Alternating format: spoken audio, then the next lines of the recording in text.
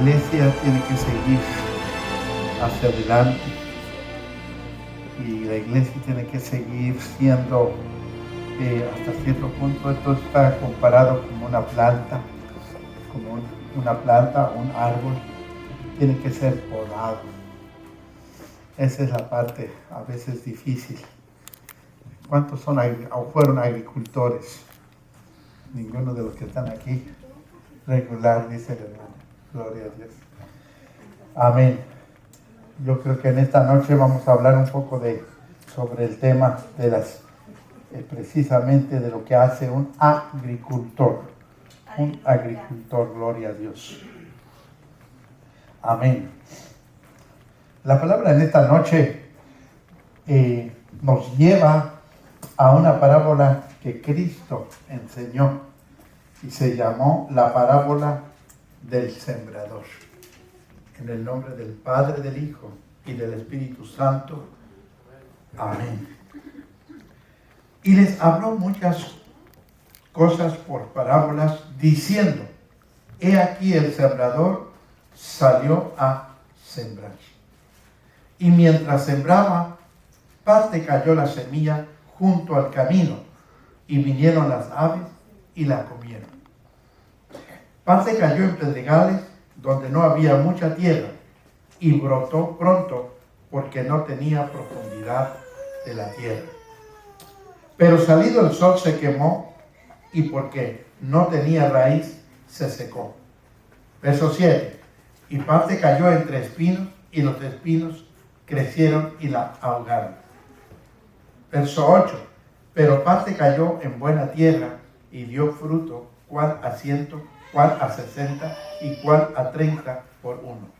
El que tiene oídos para oír, oiga. Gloria a Dios. Gracias, Señor. Gracias, mi Dios. Bendito. Aleluya. Bendito Dios. El tema de nuestro estudio de esta noche es: la siembra debe ser abundante. Lo repito, la siembra debe ser abundante. Ahora, para tener la siembra debe ser abundante, entonces, en consecuencia, habrá una cosecha abundante. El que siembra abundantemente, cosechará abundantemente. Es una ley que está establecido. Y esto puede resultar para cristianos y para simplemente pecadores. Es una ley que simplemente se da. Está establecida. Bendito Dios. La siembra debe ser abundante. Por principio, para introducir, es que nuestro Señor Jesucristo nos pinta como que nuestro corazón es una clase de terrenos. Hay 4 clases de terrenos según en esta parábola. Y la cuarta es la que es tierra fértil. Tierra fértil. ¿Sí? Pero parte cayó en buena tierra. Tierra buena es para un agricultor. A través del tiempo tiene experiencia y debe reconocer qué clase de terrenos hay o tiene de acuerdo a cada, nosotros llamamos, a cada milpa. Entonces hay milpas que son tierra arenosa. Hay milpas que son tierra dura. Hay milpas que son tierra donde lleva mucha piedra, muy pedregoso. Y, por supuesto, hay las que son tierra buena. Gloria a Dios. Primeramente, los que estamos aquí, por supuesto, todos hemos recibido a Cristo. Entonces, usted y yo nos representamos lo que es tierra buena. porque fue sembrada la palabra y germinó. Lo primero es, el fruto es arrepentimiento. El fruto es conversión. El fruto es la fe. Y en consecuencia, entonces aceptamos a Jesucristo. Tierra buena. Ahora, en esa tierra buena, el agricultor tiene que saber cuidar. Cuando la primera vez yo leí esta historia de la parábola, según yo, como buen agricultor, yo dije, aquí el sembrador falló. ¿Por qué tira la semilla a la orilla del camino? ¿Por qué tira la semilla a donde hay espinos y abrojos? Según yo, ¿verdad? O sea, al mirar en lo natural. Digo, aquí falló y aquí falló el sembrador. Pero el que falló soy yo. Porque Jesucristo es el sembrador. Y Él salió para sembrar. Entonces yo encuentro una lección aquí que cualquiera de ustedes, todos los que conformamos parte del cuerpo de Cristo, ya sea que testificamos, ya sea que predicamos, evangelizamos, desde a partir de esta parábola, usted va a entender que no todos los que tú le predicas o le das la palabra, no todos se van a convertir. Gloria a Dios. No todos. Para que no te desanimes. Bueno, al profeta Ezequiel se lo adelantaron directamente. Diles mi palabra, hablas mi palabra, pero ellos no te escucharán. De una vez dijo Jehová, ellos no te escucharán, ellos no lo recibirán, pero ve y diles. Como que a veces nuestro Dios es un Dios de locura. Porque si Él sabe que nadie va a oír, entonces ¿para qué está enviando? El profeta hubiera dicho, es posible, él podía, decir, si tú dices que nadie me va a oír, ¿para qué me mandas? ¿O para qué voy entonces? Pero ve, porque en aquel día nadie tenga excusa o nadie diga que por esta razón nadie me habló. Es lo primero que el hombre dice. Es que nadie me dijo nada. Nadie me habló. No, por eso ve y dile.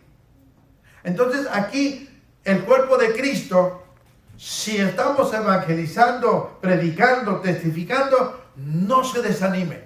Su misión es cumplir con tirar la semilla. Mira, Jesucristo tiró la semilla y hasta el último, la parte buena, como ya dijimos, la parte buena cayó en buena tierra. O sea, la semilla cayó en buena tierra y por eso produjo el 100%, el 60%, el 30%. Gloria a Dios. ¿Cuánto alaban al Señor? Aleluya. Entonces, en esta primera etapa, nosotros como terreno fértil, ahora, por cuanto esta ilustración de la siembra, el terreno es estática, o sea, no tiene vida, no se defiende. Pero usted y yo somos polvo de la tierra. Mira, ¿qué diferencia hay entre la tierra allá en la milpa y usted y yo? Pues casi somos iguales delante de Dios, somos de tierra. Pero usted y yo, esta tierra, tiene razonamiento, tiene inteligencia. Aleluya. Para decidir. Entonces, de aquí es que, ¿cuánta semilla usted se siembra? ¿Cuánta semilla usted se siembra en su terreno? Vamos a decirlo así, en su corazón. ¿Cuánta semilla tira? ¿Cuánta semilla llega allí? ¿Cómo espera que germine algo bueno si usted no siembra? Lo pongo como una ilustración, quizás muy vago.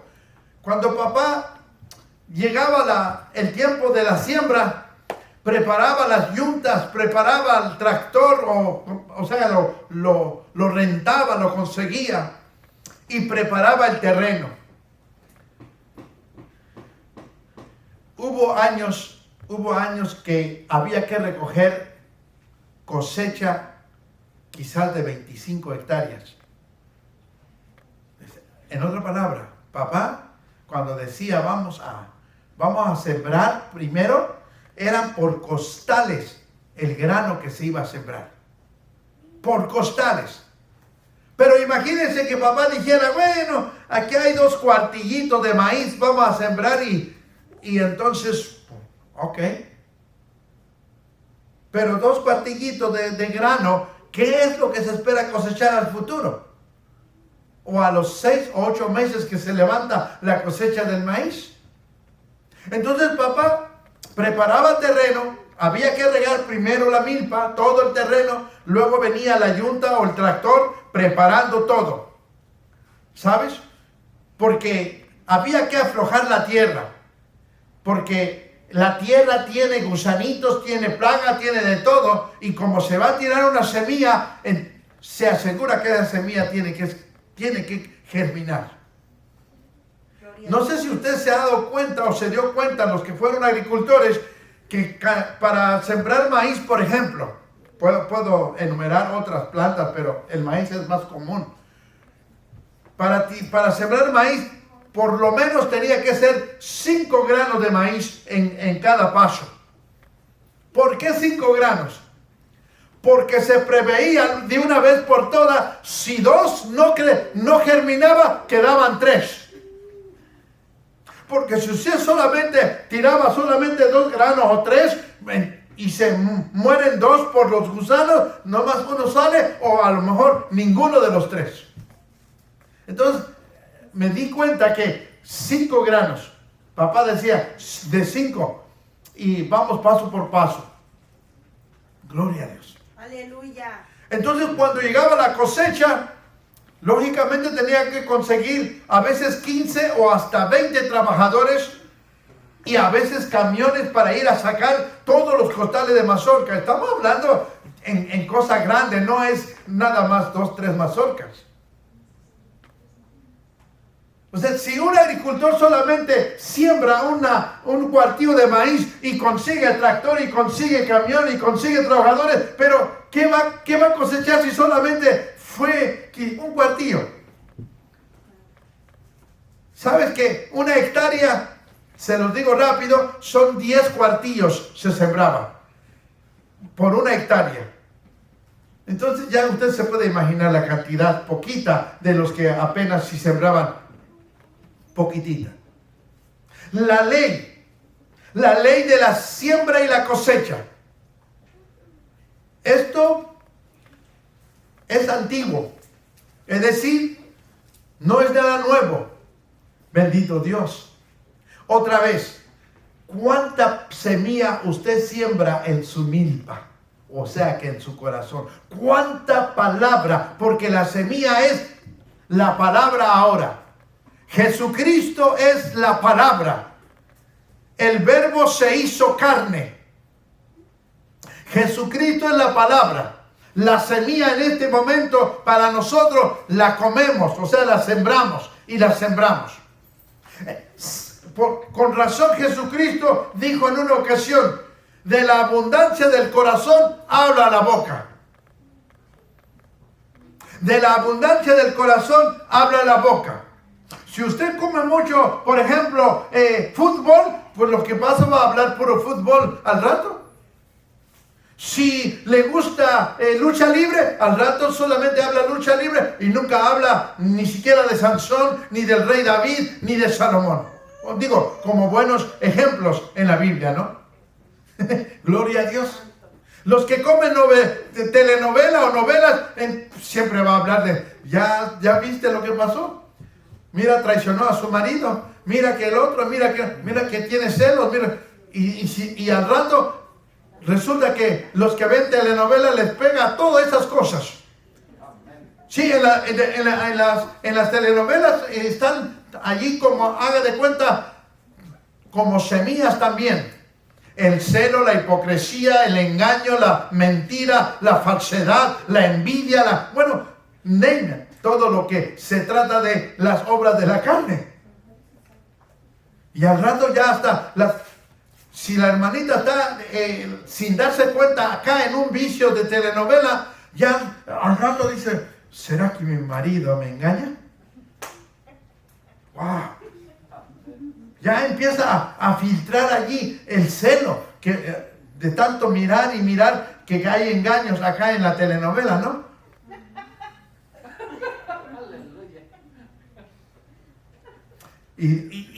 Y de esa manera producen conflictos, pleitos. Pero eso no pasa aquí, ¿verdad? Gloria a Dios. Oh, aquí todos son santos. Todas son santas. Dice la hermana, hasta aureola tiene. Gloria a Dios. Aleluya. Entonces, ¿qué sembramos cada día? Cada día determina qué es lo que siembras. Cada día. Tu forma de pensar. O sea, ¿qué es lo que comes? ¿Qué semilla comes? Por eso Romanos capítulo 12:1, renovaos vuestra mente con la palabra de Dios. Amén. Señor, aleluya. En la mente es el campo de batalla, hablando de conflicto contra las huestes del mal. Es el campo de batalla. Se determina aquí para que se diga durante el día o durante la vida que lleva uno, o eres victorioso o victoriosa, o eres una persona simplemente derrotada. Todo determina de lo que sembramos.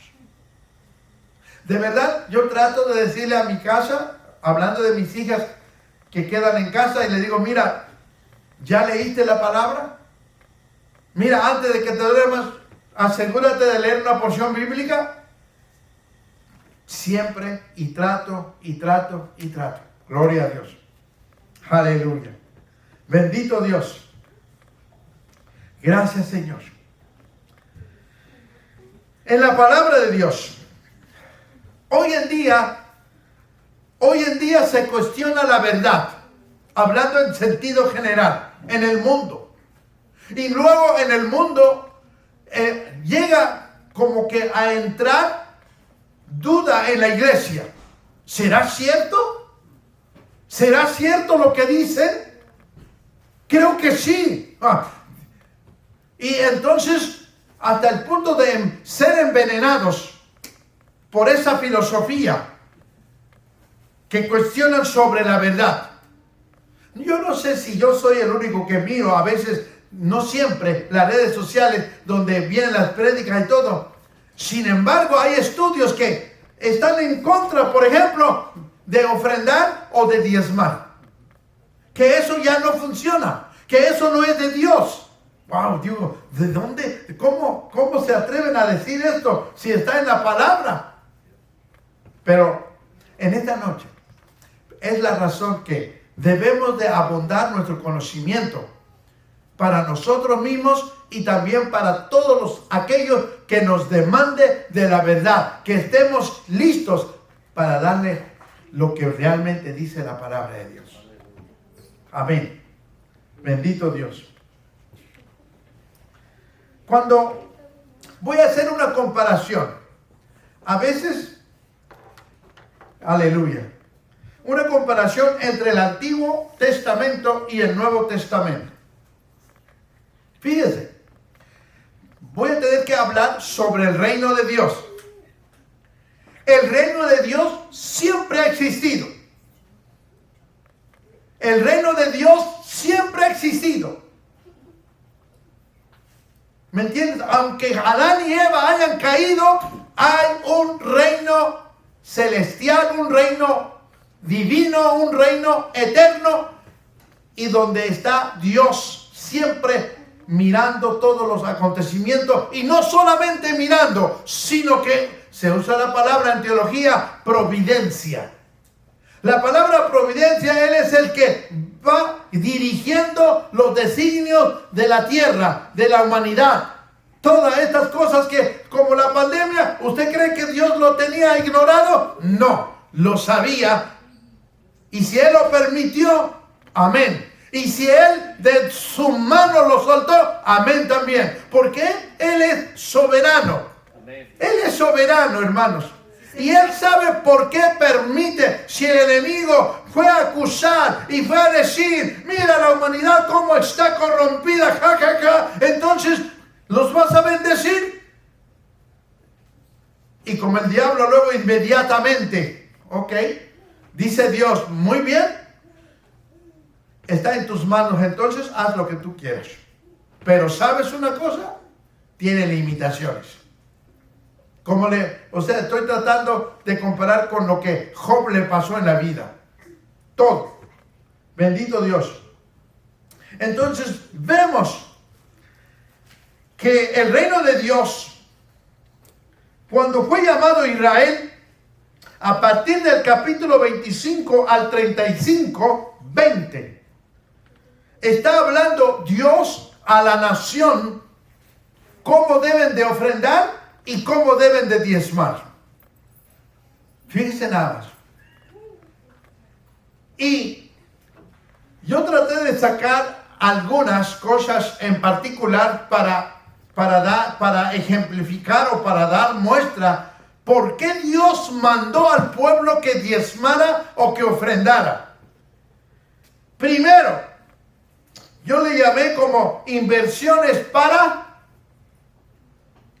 Se tenía que hacer el tabernáculo, el arca, el candelero, el altar de bronce, el atrio del tabernáculo, la compra de aceite, la composición de la mesa, las vestiduras de los sacerdotes. Y no pude anotar todas, pero hay un comienzo aquí, como acabo de leer. Para esto se iba a invertir, ¿verdad? Entonces, si podemos leer tan solo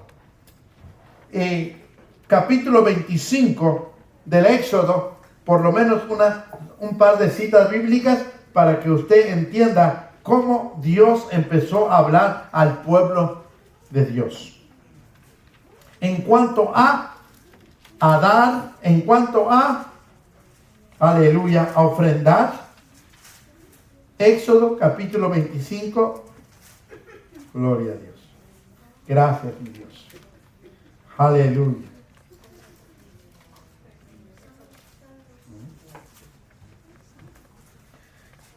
Capítulo 25, Jehová habló a Moisés diciendo, di a los hijos de Israel que tomen para mí ofrenda.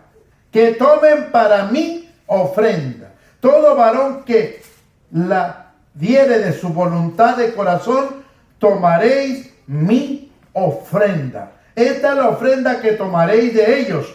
Hasta lo aclara uno por uno. O sea, en este caso, oro, plata, cobre, azul, púrpura, carmesí, lino fino, pelo de cabras, pieles de carneros, teñidas en rojo, pieles de tejones, madera de acacia, aceite para el alumbrado, especias para el aceite de la unción y para el incienso aromático, piedra de onice y piedra de engaste, para el efod y para el pectoral. Y harán un santuario para mí y habitaréis en medio de ellos conforme a todo lo que yo te muestre. El diseño del tabernáculo, lo que yo te muestre, el diseño del tabernáculo y el diseño de todos sus utensilios, así lo haréis.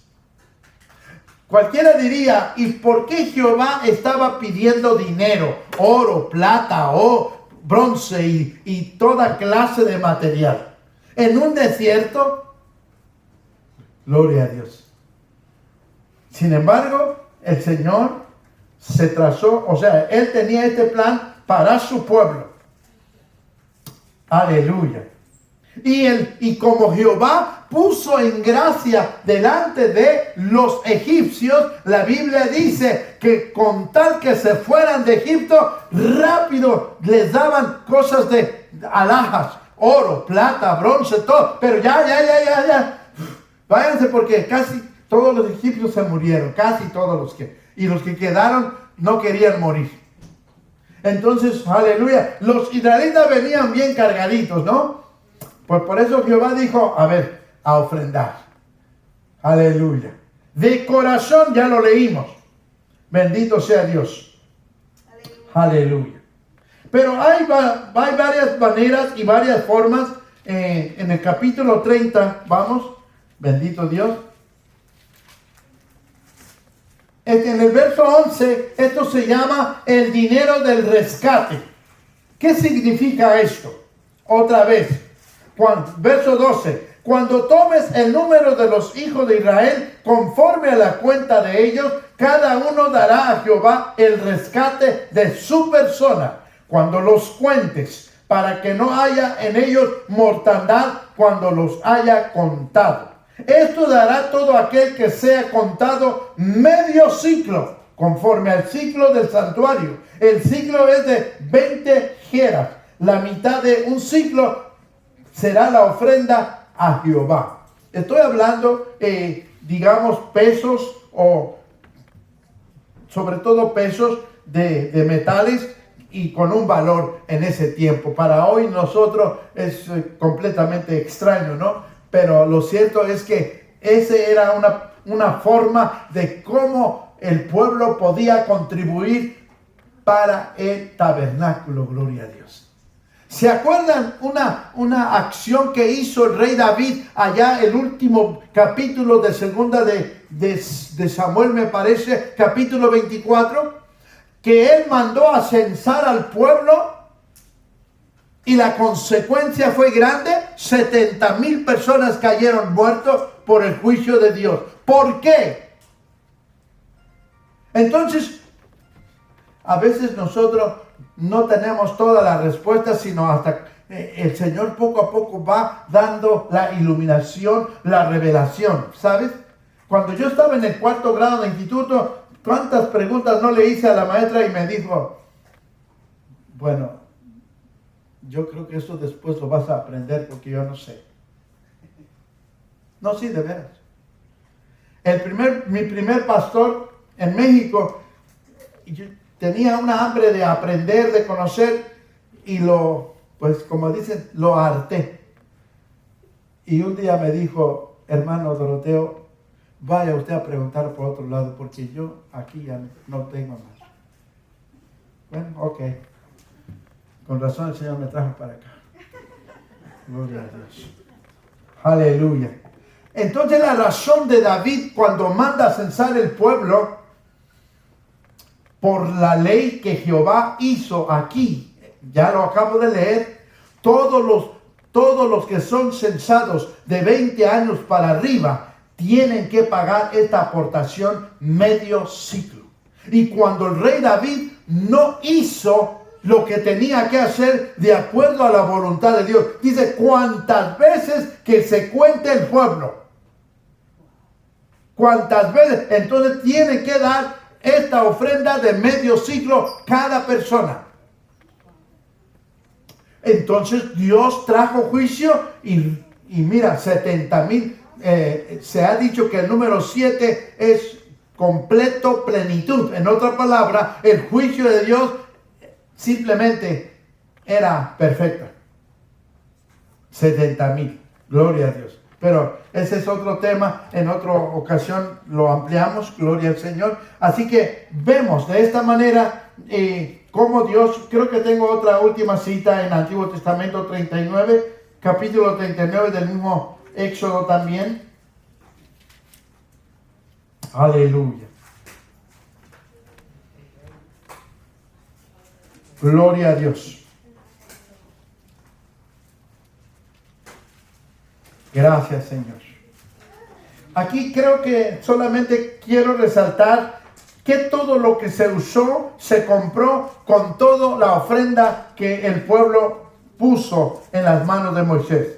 ¿Ves? Capítulo 39, desde el principio 1, verso 1. Del azul, púrpura y carmesí hicieron las vestiduras del ministerio para ministrar en el santuario. Y asimismo hicieron las vestiduras sagradas para Aarón, como Jehová lo había mandado a Moisés. Hizo también el efod de oro de azul, púrpura, carmesí y lino torcido. Y batieron láminas de oro y cortaron hilos para tejerlos entre el azul y la púrpura, el carmesí y el lino con labor primorosa. Óigame, ¿cuántas mujeres no estaban trabajando para la obra de Dios? Cosiendo, porque todas las cortinas del santuario, la primera, la segunda y las que están en el techo, ¿sabían ustedes que tenía 2 o 3, aleluya, 3 capas de techo arriba? Bendito Dios. La última como esta que está aquí, la última, era ¿cómo se llama? Jesucristo recluta a gente trabajadora. Ahí está la muestra. Jesucristo, excepto Judas Iscariote para que se cumpliera, ¿verdad?, la profecía, pero todos eran, la mayoría, pescadores, o sea, gente trabajadora. Pero cuando vino la hora del llamamiento, Pedro, Andrés, Juan, Jacobo y todos ellos dejaron las redes, dejaron las barcas y dejaron de pescado, porque Jesús dijo: los haré pescadores de hombres. Yo me pregunto a veces, porque en la Biblia hay ciertos detalles que simplemente no están allí. ¿De qué comía la familia, el apóstol Pedro, por ejemplo, cuando andaba con el maestro para arriba y para abajo los primeros 3 años y medio? Y que no se diga en el libro de los Hechos, o sea, después de que Cristo ascendió.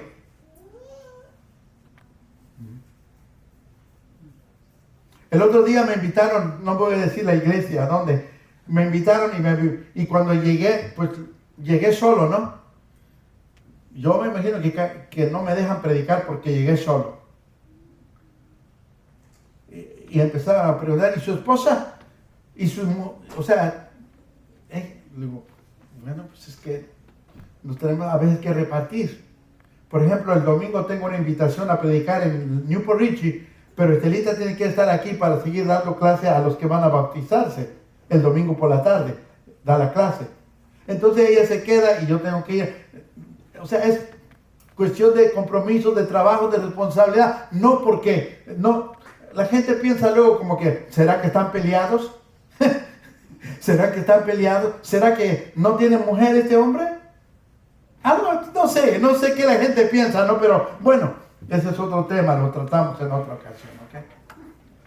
Aleluya. Entonces vemos de esta forma cómo Dios prepara a la nación de Israel sobre el reino de Dios en la tierra. Y Israel ha sido escogido para que Israel llevase las buenas nuevas en todas las naciones, de la cual vemos, creo yo, no quiero equivocarme o no quiero simplemente criticar, creo que Israel no alcanzó o no hizo lo que Dios mandó que hiciera. Mira, Jonás fue la parte más difícil. Jonás, ve a Nínive.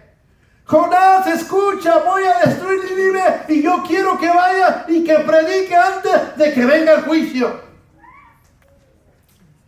Y vemos a un Jonás que en lugar de ir para el norte, va para el oeste, rumbo a Tarsis. Hay 2 Tarsis, uno en Asia Menor, pero hay otro que es lo que actualmente se conoce España. Algunos intérpretes de la Biblia dicen que le tiraba para España. O sea, quiero irme lejos donde Dios no me alcance. Mira qué forma de pensar Jonás, ¿no? Sin embargo, aleluya, a medio mar, o ya que habían zarpado, viene la tormenta. Y otra vez viene el llamamiento.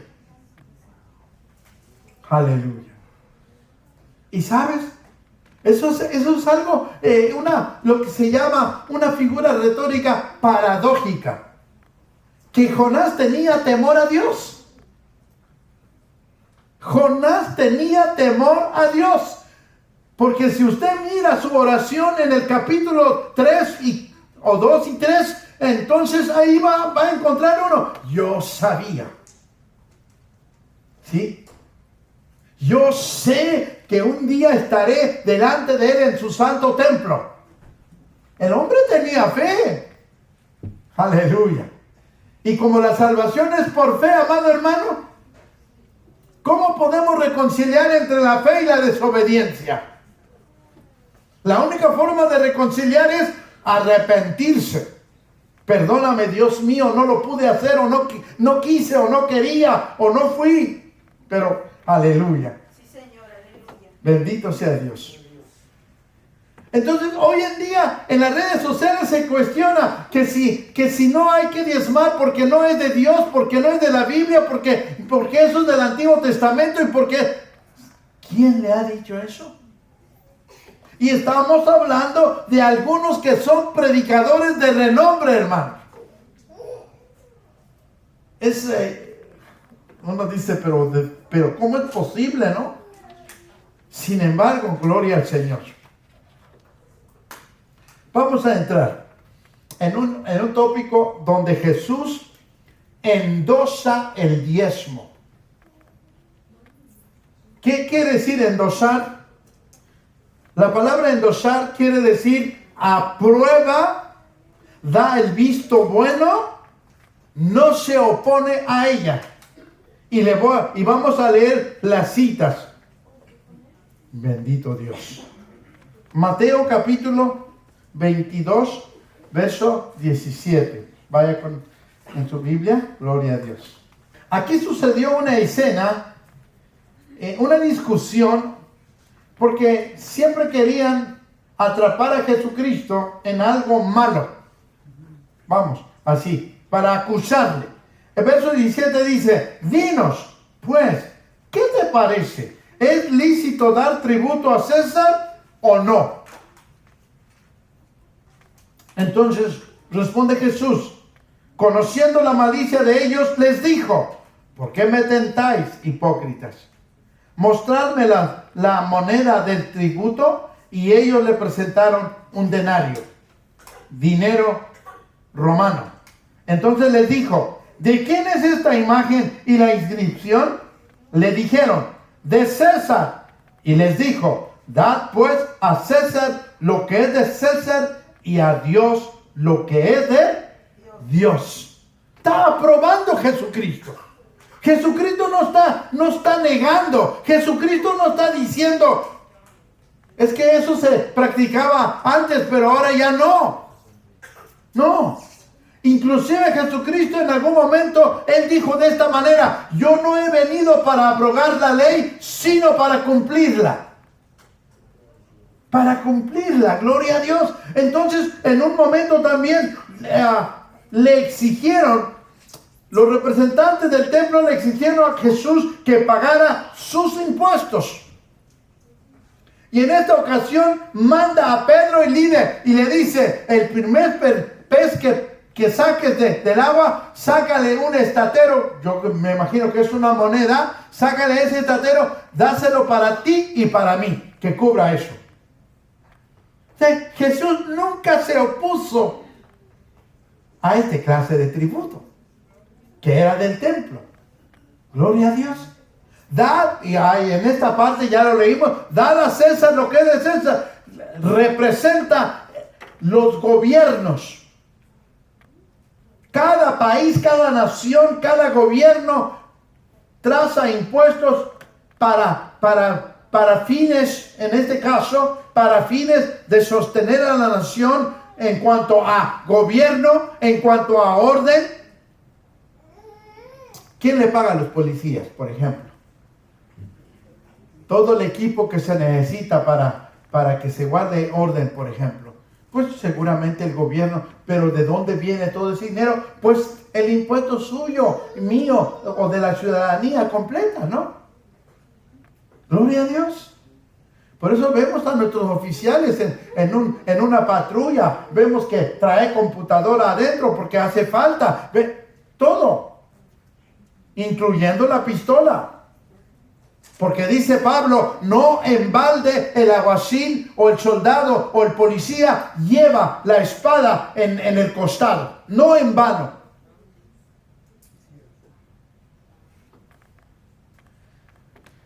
Hace no mucho, ahora que estoy tocando esta parte, hace no mucho, mi esposa me dice, yo vi en esta revelación o en este sueño que el presidente lo tenían atado de las manos.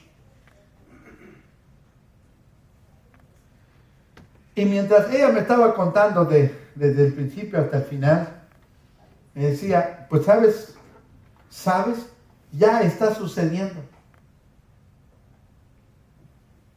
Porque en el lado norte, todas las protestas y destrucciones y de todo lo que hicieron, ¿usted cree que los gobiernos locales, como los mayores, como los gobernadores, no quisieron que el presidente actuara? O en otra palabra, le amarraron la mano. Y no pudo hacer nada.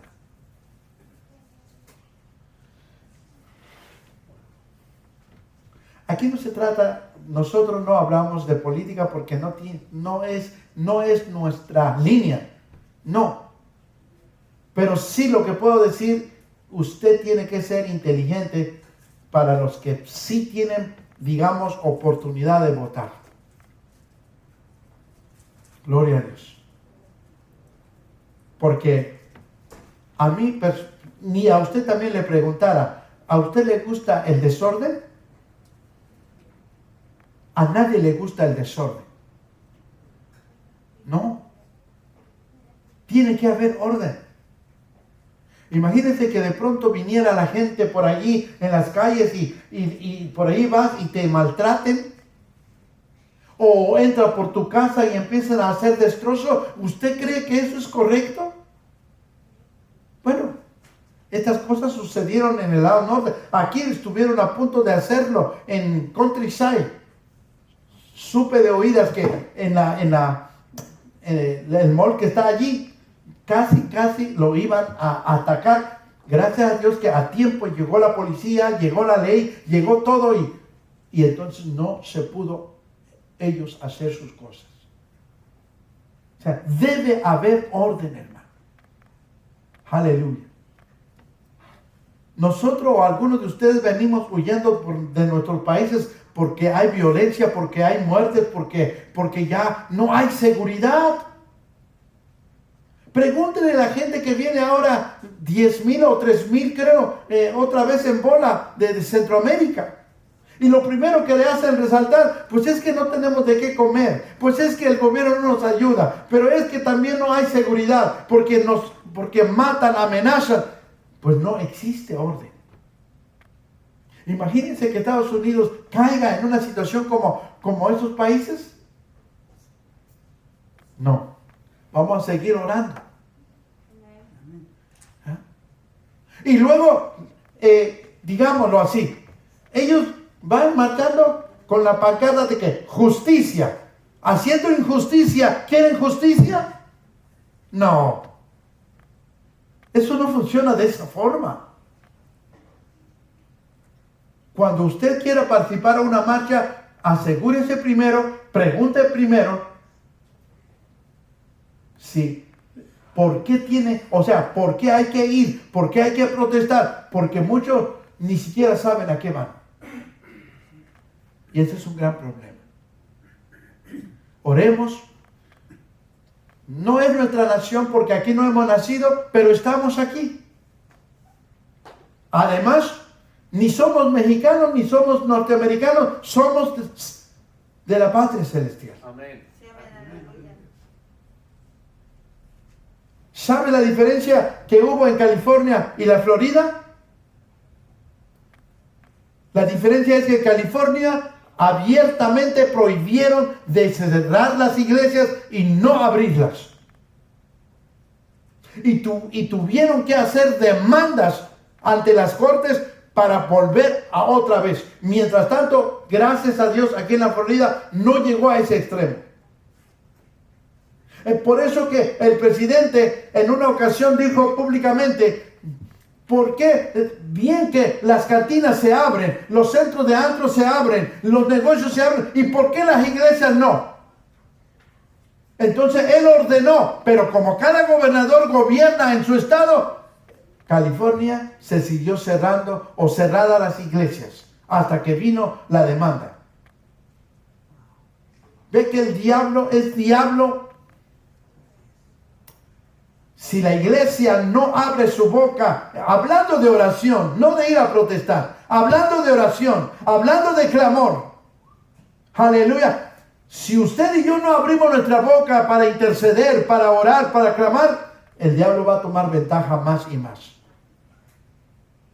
Pero bien, aleluya.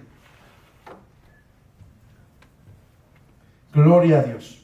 Ahora, primero dijimos que la prioridad de sembrar la palabra de Dios en nuestra vida, en nuestro corazón.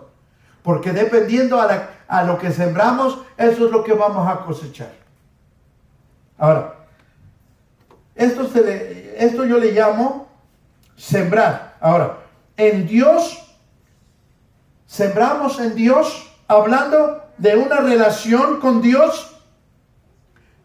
La siembra con Dios en cuanto a relación es sobre todo la oración, la alabanza, la adoración. Jesucristo lo resumió en una sola palabra. Los verdaderos adoradores lo harán en espíritu y en verdad. ¿Cuánto siembras en ese lado? No siembre escasamente. Trate de sembrar abundantemente. En cuanto a la relación con Dios. Segundo, sembrar con el prójimo. Relación con todos. Es decir, esto entra la palabra moral. La palabra moral. Esto está en los 6 mandamientos últimos de los 10. No codiciarás. No adulterarás. No matarás. No dirás falso testimonio. Aleluya. Entonces, cuanto más palabra de Dios sembramos en nuestro corazón, podemos amar a nuestro prójimo, a nuestro semejante. Ya no lo miras como un desconocido. Ya no lo miras y no lo calificas como si fuera un animal. Sino ahora lo entiendes y dice, Dios mío, ten misericordia por él. Ten misericordia de lo que le está pasando. Gloria a Dios. Amén. No le codicies lo que tiene a tu vecino. No le envidies al patrón o al supervisor. Déjalos. Algunas veces a lo mejor hacen injusticia contigo. Pero sabes una cosa. Si tú eres hijo o hija de Dios, nuestro Dios, dice Jesucristo en el capítulo 18 de San Lucas, cuando pone a la mujer viuda en una forma constante de ir a donde el juez para que le haga justicia. Pero termina Jesús diciendo, pero nuestro Padre Celestial pronto le hará justicia a los que confían en Él. Denle un fuerte aplauso a nuestro Dios, hermano. Gloria al Señor. Cuando nos maltratan, cuando nos vituperan, por supuesto, duele. Aleluya. Pero cuanto más buscamos de Dios y cuanto más comemos palabra de Dios y cuanto más entonces le pedimos a Dios que nos sane con su amor. Cuando nos sana con su amor, mira, podemos amar aún a los que nos ofenden. Eso es lo que Cristo dijo. Y aún amad a vuestros enemigos. Oh, gloria a Dios. Estas son acciones extremas, amado hermano. A lo mejor no podremos volar como un pájaro, pero ¿sabes qué? Podemos perdonar o podemos amar a aquel que nos ofende o a aquel que nos considera que somos sus enemigos. Gloria a Dios. Con el prójimo, relación con todos, en lo moral. Aleluya.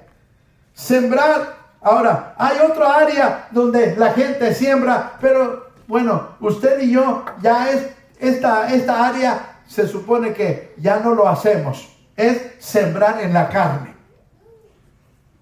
Los que se ocupan de sembrar en la carne se supone que son los incrédulos. los no cristianos, los que rechazan la verdad, los que no quieren saber nada de Dios, lógicamente se preocuparán de sembrar la carne. ¿Sí? La carne.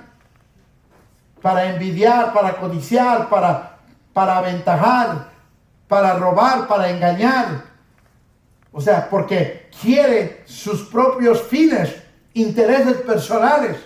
Y esto no funciona de esta manera. Pero la iglesia de Jesucristo ya no debe sembrar en los deseos de la carne. No debe.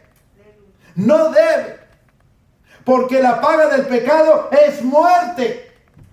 Y por cuanto todos pecaron, están destituidos de la gloria de Dios. Entonces, en Romanos trata desde el capítulo 6, me parece, hasta el 8, aleluya, todo el tema sobre los deseos de la carne. Aleluya. Porque los que siembran en la carne, ciertamente morirán.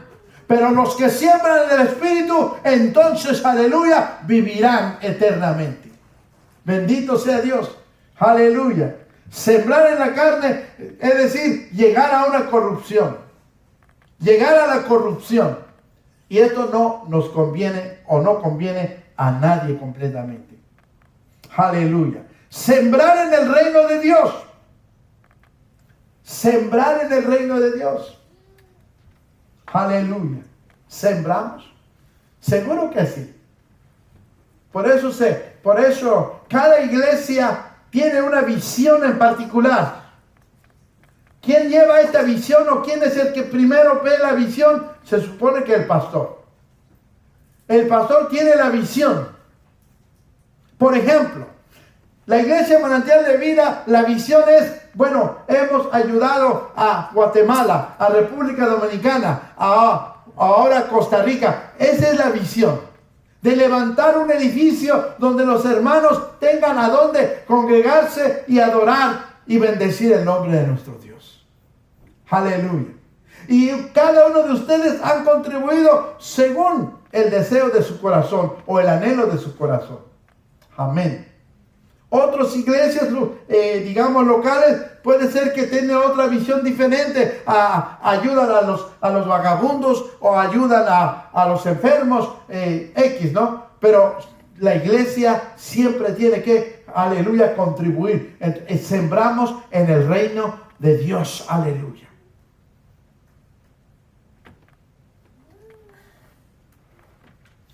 En el pasado, y a lo mejor todavía en el presente, se dice que los pastores se mueren rápido. Y se mueren rápido, ¿por qué? Porque sí, es verdad, es una carga psicológica, es una carga emocional. Gloria a Dios. Y la familia, los gastos de la casa, la iglesia, los hermanos, escuche todo esto. Gloria a Dios. Si a usted se preocupa solamente por una sola administración, es decir, su casa, y solamente son 5 o 4 o 3, pero ya no puede. ¿Y ahora qué le hago? ¿Ahora cómo le hago? Ahora, los pastores estamos así.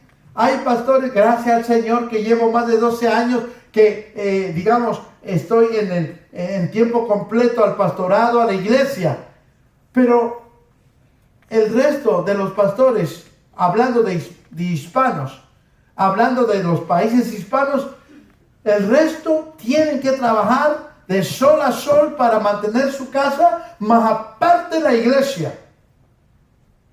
Más aparte la iglesia. La pregunta es, ¿y los miembros qué están haciendo? No se preocupan por su ministro, o sea, por el pastor. Como diciendo, pues que se muera, que se vaya pronto. Pero eso no funciona de esta manera. Yo mirando la historia del rey David, ¿me entiendes?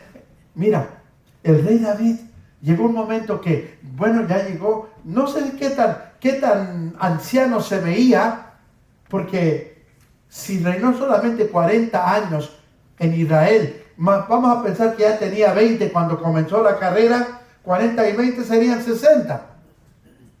Pero llegó un momento que ya en la guerra ya había perdido la habilidad.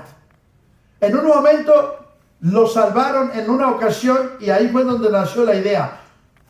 Mi rey ya no debe salir a la guerra. Quédese en el palacio. Porque no queremos que se apague el pabilo de Israel. La lámpara de Israel. Entonces, a pesar de que Israel habían caído en la idolatría y todo, pero miraban esa parte de cuidar a su rey, de cuidarlo. Gloria a Dios. Yo creo que hay un momento que, gloria al Señor.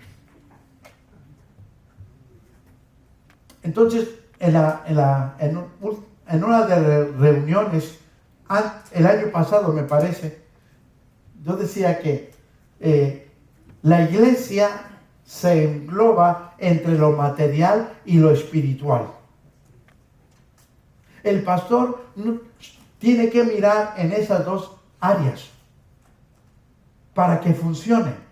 Porque si solamente lo espiritual y nada de lo material, hablando de cosas físicas como las que tenemos, por ejemplo el edificio, pues ¿a dónde entonces? ¿O qué vamos a hacer entonces? Y allí es donde está la carga completa de que el pastor, gracias a Dios, y lo he testificado, no he sacado ni un centavo, aunque en mi corazón siempre he estado dispuesto, el día que no se complete para pagar el mortgage de la iglesia, yo lo saco de mi bolsa. Sin embargo, gracias a Dios, hasta ahora, por los que son fieles, aleluya, en la palabra, y lo que estamos hablando, el tema, ¿cuánto tú siembras? ¿Cuánto siembras en el reino de Dios? ¿Cuánto das en el reino de Dios? Y ¿sabes qué? Nada es pérdida. Nada es pérdida. Dice la palabra que el Señor nos devolverá el 100 por 1. Y como una cosa irónica, uno de los evangelios dice, aquí y allá. Aleluya. La recompensa. Yo digo, Dios mío, entonces, aleluya. Tengo que ponerme más listo porque yo creo que voy a recibir más. ¿Y usted también? ¿O sí o no? Gloria a Dios. Ya yo lo testifiqué en una ocasión y con esto termino, porque mira, ese reloj no se detiene por nada. Había sido invitado a un servicio de misiones en Ruskin. Para los que conocen, Ruskin está al sur de Tampa. Y la primera vez, imagínense, me perdí en esas callecitas pequeñas y yo creo que fue el pastor que llegó más tarde. Ya todos los demás estaban allí y ya el servicio estaba, ya había empezado el devocional. Y yo recuerdo en esta noche, cuando yo subo por respeto y saludo a los ministros, que habían como 3 o 4 allí, gloria a Dios. Mira que uno de ellos que estaban allí, cuando me agarró la mano, el Espíritu Santo vino sobre su vida y empezó a hablar en lenguas. Y luego de pronto se detiene y me dice, varón, dice el Señor que vas a recibir una bendición grande. Y me quedé sin palabras. Oh, gloria a Dios. Eso fue día sábado. El día lunes, cuando voy y recojo más papelería de cupones, ¿verdad? Que dejan el correo en las cajas de correspondencia, allí estaba una carta y venía un cheque de $500. Posiblemente había como 2 años o 3 años que había nacido Misael y yo había dado un cheque de $500 en el hospital y el hospital me lo devolvió, pero sin siquiera una nota el por qué. Simplemente $500. Y ya, al portador, Luis Doroteo y punto. Digo, gloria a Dios. Cuando abro la carta y miro el cheque, gloria a Dios, me acordé de las palabras de aquel varón que iba yo a recibir muy pronto una bendición. Y yo le pregunto a Dios y le digo, Señor, ¿Es lo que tú dijiste? Entonces lo que quiero decir es que yo puedo decirle o seguir leyendo a otras citas bíblicas como 2 de Corintios capítulo 9. Aleluya. Que los hermanos o hermanas que pasan para recoger la ofrenda siempre la resaltan. El que siembra, ¿qué? Escasamente, escasamente también, ¿qué? Y el que siembra, aleluya, remecida y abundantemente, abundantemente también cosechará. Aleluya. Gloria a Dios.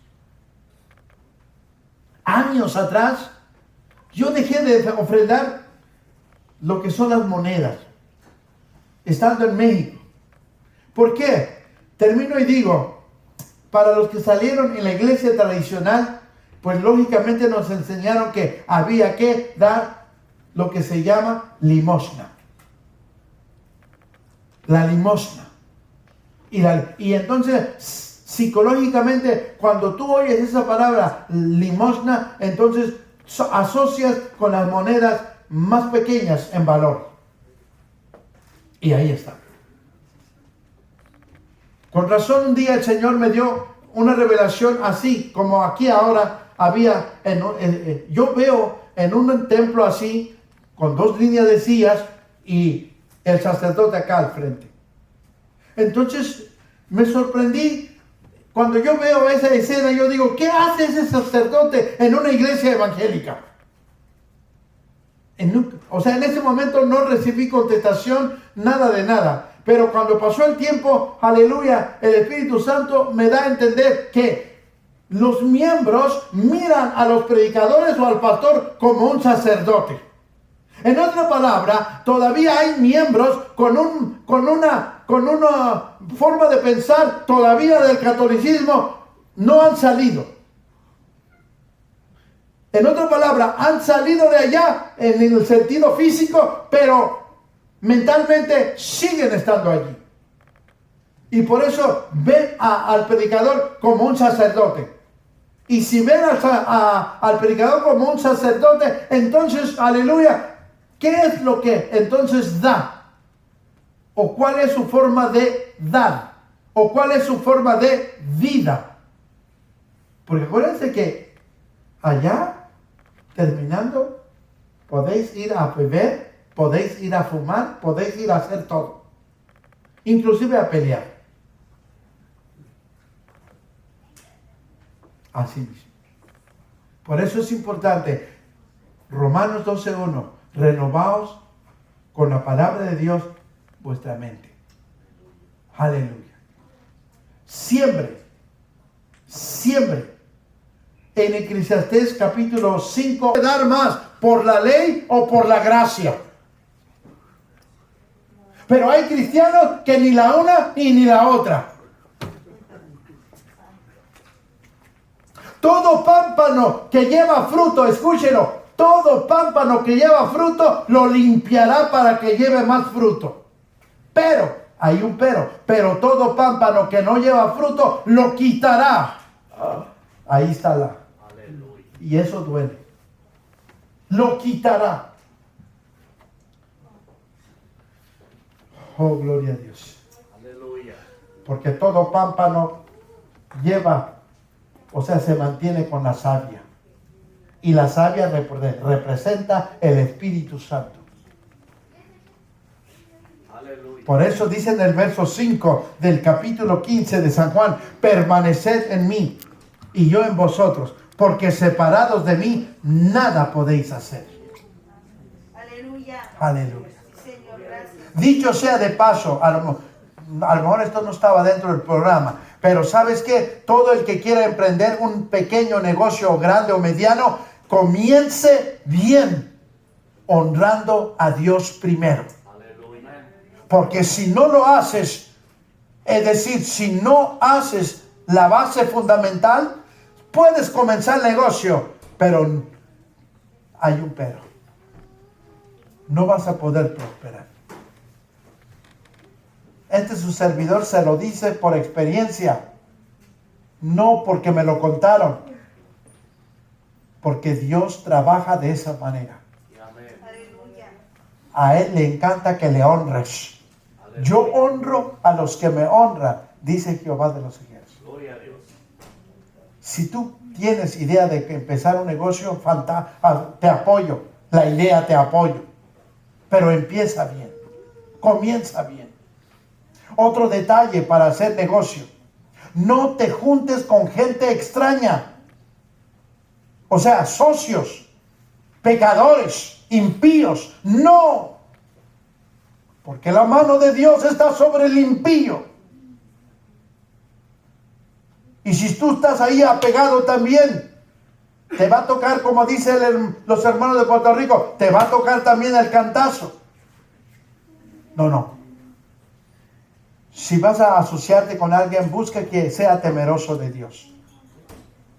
Digo, si es que piensas asociarte, pero si puedes tú solo, amén. Honra a Dios. Aleluya. Aleluya. Qué lindo. Aleluya. ¿Sabes?